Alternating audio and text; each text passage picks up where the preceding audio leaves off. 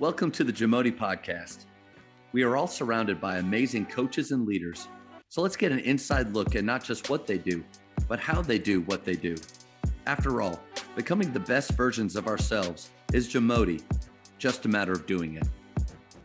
I was talking with George Barber from Greenville, and he was talking about the style of play that they run, but then also the fact that he's been there for so long, and you're similar in the fact that, I mean, you've had so much success at Emmanuel, and you've had championships. You've been there for a long time. You're known across the country as a great teacher of the game. Chad Sanji, who we both love, says you're one of the best coaches in the country. And with all of that, George Barber talked about making the big time where you are, and how he didn't really have these aspirations or dreams to move on like most coaches do when they have success. How have you been able to make Emmanuel the big time for you? Yeah. Well, a couple things. I think part of it's how you're wired, right? Like, I'm not here to impress people. Like, I really want to do the Lord's work. And I've been coaching 7th and 8th grade girls, my daughter and her team. And I feel like I've been able to impact them as much as I've been able to impact my college guys. And I would say the same is true no matter where you're coaching. So let's just say that I have 12 7th grade girls and I have 12 college players. Like in my scheme, in what I would say the economy of what the Lord is thinking about, there's no difference between this 12 and that 12. Now, in the world, they're going to tell you, well, those 12 in the NBA are more important than those 12 8th grade girls. I would actually argue the opposite of that. Like those 8th grade girls are more important than they need more mentoring, more time, more, of that than that player at 29, 30 years old might need. And so I think that's the first step, is coming to peace with, who you are, why it's important to you, what your goal in coaching is if you don't have peace with that, then you're always going to be a little bit antsy. Yeah. And so when people say, why have you stayed away from it? Well, I don't know that the things that might move me to another job, because I've had those job offers, just like I know George, and like that's the things that might move somebody else haven't moved me. Now, I can't say that 3 years from now there's something that won't move me to that, but it's probably not going to be the same thing most coaches are being moved by. And so I think that really helps to have inner peace of why you're doing what you're doing, how you're doing. And then the second thing is really going to somewhere, making the big time where you're at. I would just say this: just stop complaining. Like, that would be my biggest thing. Like, when I came to Emmanuel, it was the worst facility in college basketball, hands down. We had almost no scholarship money. We have one of what people would say, the worst locations. We're not in a city, we're in the country. Like, there's not much around where we're at. There's not but I did one thing. I just made peace with what I was about to do and said, I'm not going to make excuses. I'm just going to go give this my best effort. And I don't know if that means win 3 games or go on to win championships like we have. I don't know, but I wasn't going to let excuses and what I don't have and everything else get in the way of me pursuing greatness and me helping young people to pursue greatness. And so that was probably the biggest decision I made in my life, is to just say, because I went from a better job to the one I was going to, and I knew that, and I don't really know why. I mean, it was led by the Lord. I know why, but for most people, it's like, why are you going there? A lot of my friends like, why are you going to that job? I didn't know that. Yeah. Yeah. And so, look, and along the way, there's been tons of lessons. I mean, I made $29,000 when I took the job, and I left one paying double that. And 2008 housing, crunch came down. We lost the house. I mean, financially we were in trouble. There were so many. Look, it was a really, really hard time in my life. But my decision when I went to Emmanuel to not make excuses for anything, well, I'm just going to give this. It translated to, like, when that same thing happened and we lost our house. We had a house there when we moved, and we were trying to go, and times were really hard. We had 2 kids. We had bad insurance. Like, there was so many, a myriad of problems. My son spent a month in the hospital, all these things happened at one time. But I took the same attitude towards that. You know what? I don't know why, but I'm not going to make excuses. I'm just going to give this thing the best I got. I'm going to give this thing called life my best effort. And I think for coaches, that's just really important that, whatever it is that you're doing, first of all, you got to believe it's important. And I believe what I do is important, and I believe what you do, Matt, is important. And I believe when I go coach these 8th grade girls, that's important. And so if you believe it's important, you're going to put everything you got into it. And then the second part of that, if you can just get rid of the complaints and excuses and just approach it every day with the best I got, because you don't know how long you got it, you're going to build something special because you're not worried about what everybody else is saying, thinking, and doing. You're just giving everything you got to that. And I think that the third part of that would be the last part would be like also committed to growing so I could give more. Like I want to get better as a coach every day so that I can give more. I recognize when I look back 15 years ago, like, man, I could have helped those 19, 20-year-olds a lot better with the skills I got now. And I'm probably going to look back 10 years from now and think the same thing. But your ceiling is only as low as you let it be. But if you keep raising that ceiling, everything around you is going to have a chance to grow. And so you got to grow yourself. You got to spend time growing yourself. I was thinking about the no excuses part or to take those out. I mean, I don't know if you feel this way, but we have discussions with coaches all the time.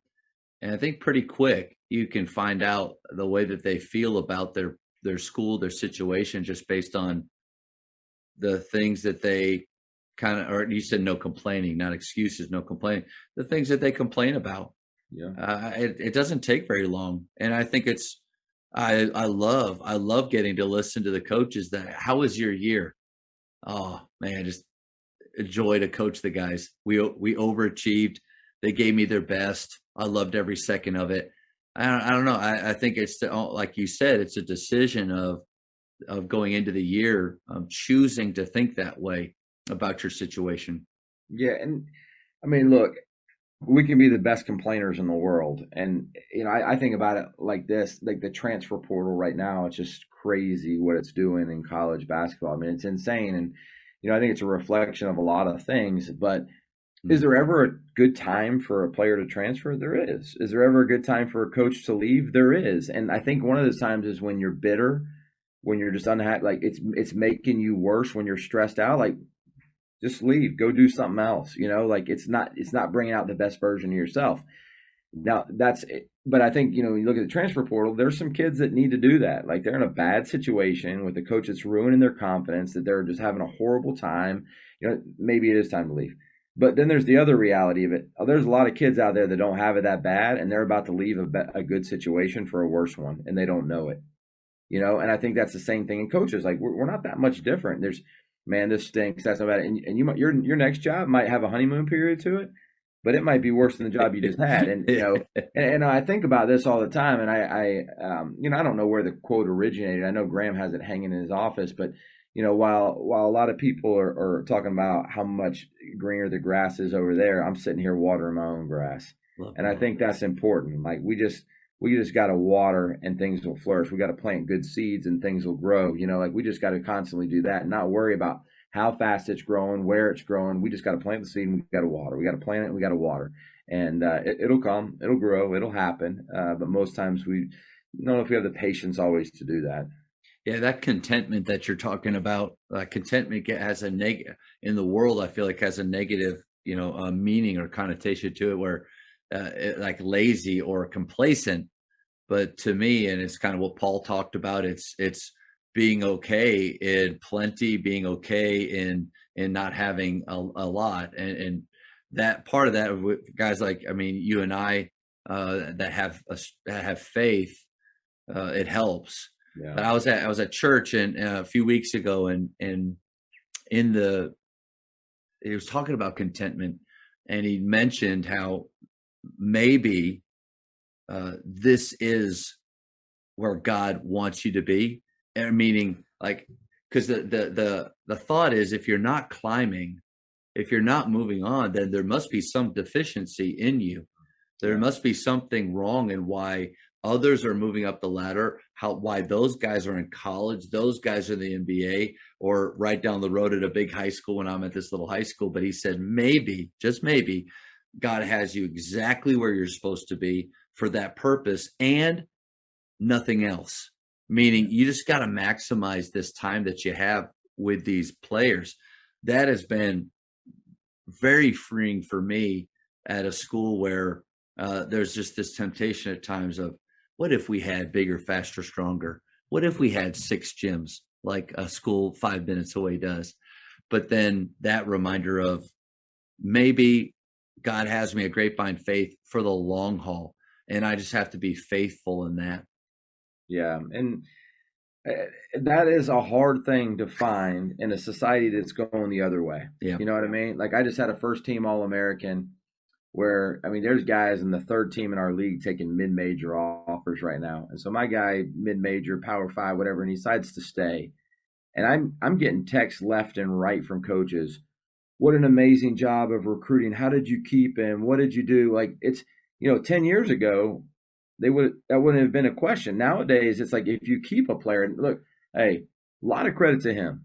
He's writing his own story. He's watering his own grass. What a fine young man. You know what I mean? Like, a lot of credit to him. Not credit to me. A lot of credit to him. But that's how much things have changed. And I think we get frustrated with kids that are doing that. But I think we live in a society where we all feel the pressure to do bigger, better, faster, more, like all of those types of things. And, we also know that there's warning against that. Ecclesiastes, the king that had it all and realized he had nothing. Like, you go on down the list and, you got to be careful. And I think just contentment. Vanity, all vanity. That's right. Contentment is underrated. Yeah. It really is. Now, complacent is probably one of those things you want to stay out of. Like, you don't want to be complacent. You want to be, I'm not complacent at all, but contentment and thankful and gratitude for what you do have, I think those are important things. And I think too, it comes down to, what are we striving for every day? I love Remember the Titans, but I can't stand his message to the players of perfection, gentlemen, is what we're trying to attain. Excellence. We can be at the places where we're at and strive for excellence every single day. Man, blown away. I was able to talk with Kevin Eastman, and he talked about when him and Doc Rivers took over the Celtics, how they just looked around at everything that they had and thought, how can I make this excellent? The way that we travel with the funds that we have, the way that we travel, is the locker room the nicest that we can make it? With the funds that, I mean, obviously their funds are different than you and I are talking about, but it made me think, even in our little locker room here at Faith, what can I go in there and do to make that more of an excellent environment for my players? And maybe, that, because high school is just no different now. They will leave easily. And so that's a good idea, to continue to look for ways to build excellence with what we're doing. Yeah. And that's where complacently, we're taking our team to Hawaii this year. We went 4 years ago, and people are like, oh my gosh, they must have all kinds. No, I got to raise $45,000 to take my team to Hawaii, but we're going to create a memory of a lifetime, a week that they will remember for the rest of their lives, the rest of their careers. And so I don't have that reason. We don't have that as a school, as a resource. And I'm not saying you got to do something that big, but sometimes, putting some wallpaper on the wall with a quote, sometimes just getting them an extra paint, just do a little paint. Just what can you do to start small? And I think about the things that I did 16 years ago when I came to Emmanuel to try and improve my program. And they seem like some of the dumbest, stupidest, wasteful things that you could have ever done, because that building was going to be condemned anyway. But I was committed to just making that, even though it's the worst facility, better than it was yesterday. And sometimes we underestimate those baby steps, those just little things, those little 1%ers, and we don't realize. And sometimes it might not even have been the fresh coat of paint.